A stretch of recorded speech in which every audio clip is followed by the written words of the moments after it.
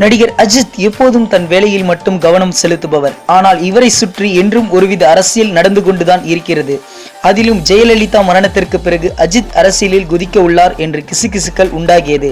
இந்நிலையில் சில வருடங்களுக்கு முன்பு பில்லா படத்தின் வெற்றியை அஜித் பல தொலைக்காட்சிகளில் பேட்டி கொடுத்து கொண்டாடினார்.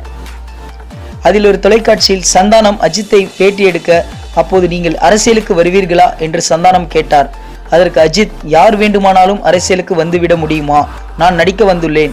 அந்த வேலையை முதலில் நான் சரியாக செய்ய வேண்டும். அரசியலுக்காக பல பேர் உள்ளார்கள். ஆனால் நம் கடமையை நாம் நன்றாக செய்தாலே போதும், மற்றவர்களை குறை சொல்லாமல் என அதிரடியாக கூறியுள்ளார். இந்த வீடியோஸ் பிடிச்சிருந்தால் லைக்ஸ் பண்ணுங்க. உங்களோட கருத்துக்களையும் கேள்விகளையும் கமெண்ட்ல போஸ்ட் பண்ணுங்க. மேலும் இது போன்ற பல சுவாரஸ்யமான தகவல்களை உடனுக்குடன் அறிந்து கொள்ள சினிமா நியூஸ் அப்டேட்ஸ் மறக்காம சப்ஸ்கிரைப் பண்ணுங்க.